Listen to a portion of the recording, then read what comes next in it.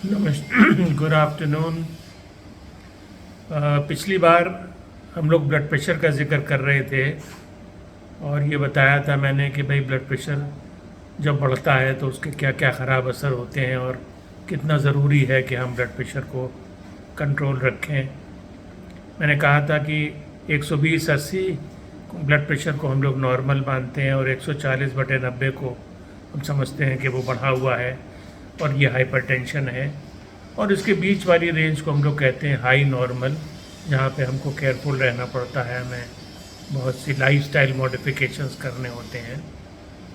तो ये सवाल उस वक्त जिस पे मैंने छोड़ा था वो ये था कि भाई ब्लड प्रेशर इम्पॉर्टेंट है आप कह रहे हैं, लेकिन हमको कैसे पता चले कि हमें ब्लड प्रेशर बढ़ा है या नहीं। तो क्या हम डॉक्टर साहब के पास जाएं और नपवाएं? तो इसका तरीक़ा बदल गया है। अब डॉक्टर साहब के पास जाके उनकी क्लिनिक में ब्लड प्रेशर नपवाने की बात नहीं की जाती है, क्योंकि ये देखा गया है कि ज़्यादातर जब आप जाके क्लिनिक में ब्लड प्रेशर नपवाते हैं तो वो बढ़ा हुआ आता है।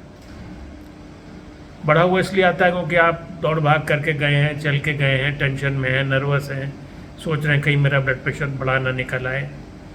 और डॉक्टर साहब भी बिज़ी हैं, वो भी फटाफट बैठाएंगे, देखेंगे, जल्दी आपको भेज देंगे क्योंकि मरीज़ों की लाइन लगी रहती है।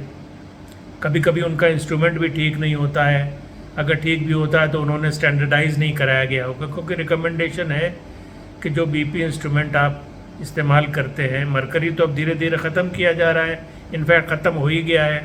अब बीपी जो ओरिजिनल बीपी इंस्ट्रूमेंट्स थे मरकरी वाले वो अब ख़त्म कर दिए गए हैं, क्योंकि मरकरी जो है वो ये इकोलॉजिकली जो है इकोलॉजी के लिए ये ख़राब है, एक पॉइजनस सब्सटेंस है, तो उसको ख़त्म कर दिया गया है।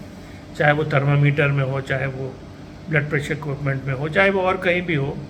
तो जो डिजिटल बीपी इंस्ट्रूमेंट्स हैं उनको भी टाइम टू टाइम वो स्टैंडर्डाइज़ करना पड़ता है। कभी कभी जो है वो ब्लड प्रेशर कफ जो है वो बहुत पुराने हो जाते हैं, उसका कपड़ा फट जाता है, उसका ब्लैडर भी ठीक से नहीं फूलता है। तो ये सब चीज़ें हैं कि डॉक्टर साहब के यहाँ नपवाने वाला अब वह ख़त्म हो गया। तो क्या किया जाए? तो ब्लड प्रेशर के लिए जो इंटरनेशनल रिकमेंडेशंस हैं वो ये है कि आप ख़ुद नापिए बीपी, और ख़ुद नापने का भी एक तरीक़ा मुकर्रर किया गया है, एक सेट मेथडोलॉजी बताई गई है जिसके ज़रिए से आप अपना बीपी देखते हैं और बताते हैं कि हाँ भाई आपका ब्लड प्रेशर बढ़ा हुआ है या नहीं बढ़ा हुआ है।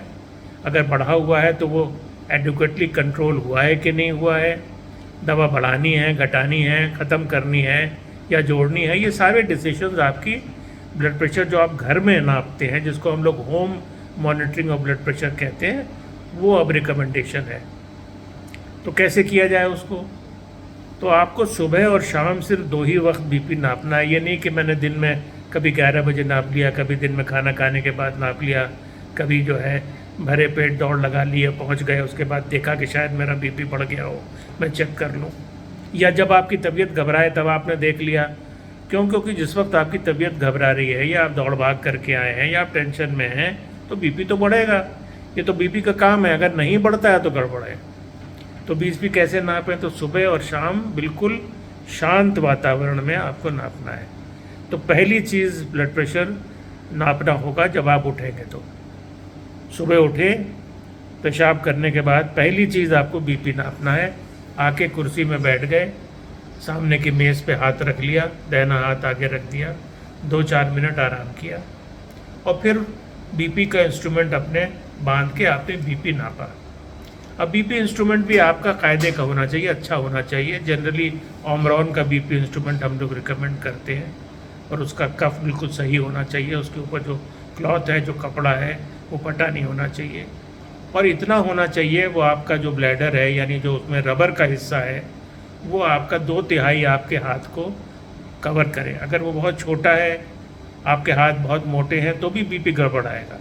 या वो आपके हाथ बहुत पतले हैं और कफ बहुत बड़ा है, तो भी बीपी गड़बड़ आएगा।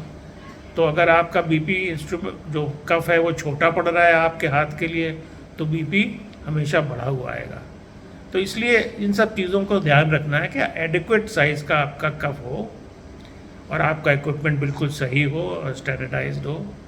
तो आप सुबह उठे, पहली चीज़ आपको बीपी देखना है, पेशाब करने के बाद आके कुर्सी में बैठ गए, स्ट्रेट बैठे, पैर आपके क्रॉस लेग नहीं होने चाहिए, फ्लैट ज़मीन पे होने चाहिए, सामने की मेज़ पे हाथ को रेस्ट करिए, 2-4 मिनट आराम करिए और फिर बीपी लीजिए और 2 बार नापिए। एक बार रिकॉर्डिंग और दूसरी बारी रिकॉर्डिंग के बीच में 2-3 मिनट का इंटरवल दीजिए और उन दोनों का एवरेज निकाल के आप एक कागज़ पे लिख लीजिए। और ठीक इसी तरह इसी मेथडोलॉजी से कुर्सी में बैठ के स्ट्रेट अप, हाथ ज़मीन सामने की मेज़ पे रख के और बिल्कुल क्वाइट, ना चाय ना नाश्ता ना कॉफ़ी, एकदम खाली पेट खाना खाने से 1 घंटे पहले और क्वाइट होके, ये नहीं कि टीवी देख रहे हैं, बातें कर रहे हैं, बीपी भी नापे जा रहे हैं, तो बिल्कुल क्वाइटली आप बैठ के और बीपी नापिए और उसको भी 2 बार आप रिकॉर्ड करिए और उसका एवरेज लिख लीजिए। और इस तरह से 7 दिन का आप रिकॉर्ड बनाइए और पहले दिन की रिकॉर्डिंग को डिस्कार्ड कर दीजिए और बाकी 6 दिन की रीडिंग का एवरेज निकाल के तब आप अपने डॉक्टर साहब के पास जाइए। पूरा रिकॉर्ड भी लेके जा सकते हैं, जाना भी चाहिए और साथ में उसका एवरेज निकालिए। और अगर आपका लगातार ब्लड प्रेशर 140-90 से ऊपर आता है या एवरेज निकालने के बाद भी 140-90 से ऊपर आता है, तो फिर इसका मतलब ये कि आपको ब्लड प्रेशर बढ़े होने की टेंडेंसी है, बीमारी भी हो सकती है। तब आपको डॉक्टर साहब जो भी राय दें उसको फॉलो करिए। तो कहना यह है कि बिल्कुल खाली पेट सुबह उठते ही और शाम को खाना खाने से 1 घंटे पहले बिल्कुल खाली पेट, ना चाय ना नाश्ता ना कॉफ़ी, और बैठ के, ये नहीं कि लेटे हुए हैं या खड़े खड़े नपवा लिया, अपने आप देखिए या किसी की मदद लीजिए, लेकिन बिल्कुल क्वाइट और एकदम आराम से बैठ के खाली पेट आपको बीपी देखना है और उसका रिकॉर्ड बनाना है और उसकी बेसिस पे आपका जो है डिसीजन लिया जाएगा। तो ये मेथड है जिससे आप, अब कब देखना चाहिए, जनरली हम लोग कहते हैं कि भाई 18 साल की उम्र पे अगर इंसान जा रहा है, कॉलेज में जा रहा है, तो उसको उस वक्त उसका बीपी नाप लेना चाहिए उसको इसी तरह से, ताकि मालूम हो जाए कि उसका बीपी बढ़ने की टेंडेंसी तो नहीं है, ताकि उसका इलाज शुरू हो जाए। तो इसको यहीं रोकते हैं क्योंकि कुछ पेशेंट आ गए हैं और उसके आगे फिर मैं बढ़ाऊँगा, तो हो सकता है अगली बार करूँ या हो सकता है इसी में कंटिन्यू करूँ। तब तक आप लोग ख्याल करिए और इस चीज़ को रिवाइज़ करिए, देखें कैसे करते हैं।